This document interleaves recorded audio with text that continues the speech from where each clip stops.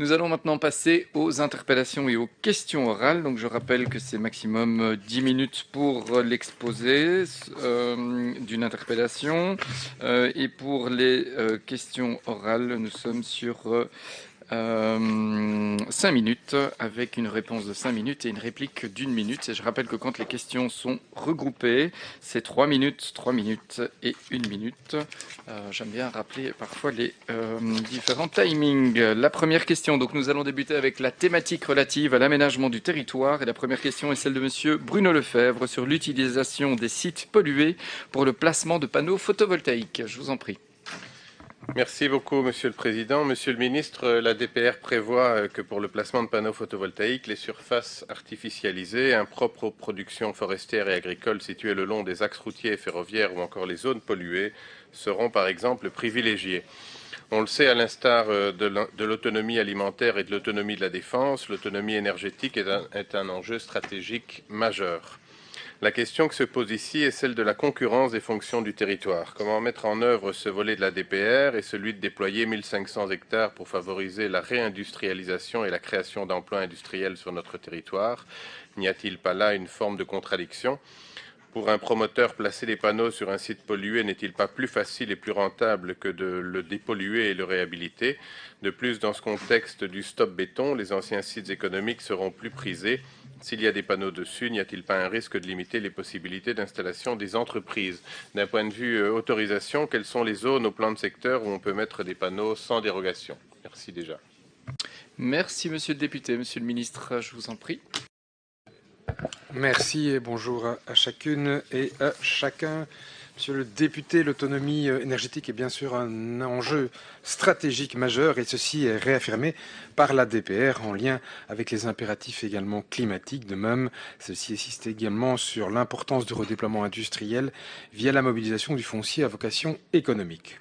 On voit ici l'enjeu que représente le territoire puisqu'il s'agit d'arbitrer des usages qui peuvent être quelquefois concurrents, tout en conciliant les différents objectifs. Alors la circulaire de mon prédécesseur, datée du 14 mars 2024, relatif au secteur photovoltaïque, a pour double objectif, d'une part, de fournir les indications et les recommandations destinées à privilégier les installations intégrées dans le paysage et qui n'ont pas d'impact sur l'occupation du sol, et d'autre part, d'éviter que les projets entrent dans le cadre d'une filière de développement photovoltaïque qui n'accentue la pression sur le foncier agricole qui est déjà, vous le savez, en proie à d'autres pressions. Alors, cette circulaire du 14 mars 2024 préconise que les installations photovoltaïques aient leur place sur le territoire à titre définitif ou temporaire, pour autant qu'elles ne mettent pas en péril la destination première de la zone dans laquelle elles s'implantent, et notamment en vue de permettre la réindustrialisation.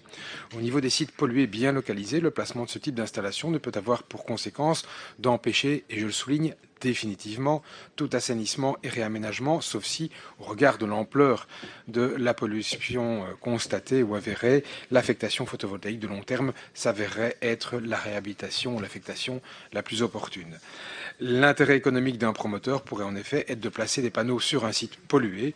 Cependant, ces installations étant soumises à permis, il appartient à l'autorité compétente de faire la balance des intérêts afin de s'assurer de faire primer l'intérêt de la collectivité sur l'intérêt particulier. En ce qui concerne la compatibilité avec le plan de secteur, les projets photovoltaïques peuvent donc être autorisés sans dérogation en zone d'habitat ou d'habitat à caractère rural pour autant qu'ils ne mettent pas en péril la destination principale de la zone et soient compatibles avec le voisinage. Ils sont aussi également compatibles en zone de services publics et d'équipements communautaires avec pour finalité de promouvoir l'intérêt général. En ce qui concerne la zone d'activité économique, c'est pour autant, comme le précise d'ailleurs la circulaire, qu'ils ne mettent pas en péril la destination première de la zone dans laquelle ils s'implantent. Donc des installations provisoires à durée déterminée sont tout à fait compatibles. En zone agricole, à la condition, comme l'indique la circulaire de 2024, que la nouvelle fonction énergétique s'exerce de façon qui soit compatible avec l'activité agricole et que les projets pilotes aient pour objectif de démontrer leur compatibilité avec le modèle agricole. Enfin, comme le précise la circulaire de mon prédécesseur, la compatibilité d'un projet de champ photovoltaïque avec le plan de secteur ne signifie pas, évidemment, d'office, l'octroi du permis, car comme pour tout projet, il y a lieu de prendre en considération d'autres critères d'acceptabilité. Voilà ce que je puis vous dire en réponse à votre question. Merci Monsieur le Ministre. Monsieur le député, vous avez la parole pour la réplique. Merci Monsieur le Président, merci Monsieur le Ministre, mais donc j'entends que dès lors vous allez rester sur la circulaire de votre prédécesseur puisque vous ne semblez pas la remettre en cause. Quelques éléments peut-être, quand on dit que ça ne peut pas créer un empêchement définitif, j'imagine tout de même que celui qui va installer des panneaux photovoltaïques sur des zones d'activité va le faire pour une durée minimale de 15 à 20 ans et donc ça pourrait quand même mettre en péril le déploiement économique. D'autant que dans certaines zones, et je pense notamment à la Wallonie-Picarde, il y a très peu aujourd'hui de chancre. Il y en, dans le peu de chancre, nombreux sont ceux qui sont aujourd'hui pollués.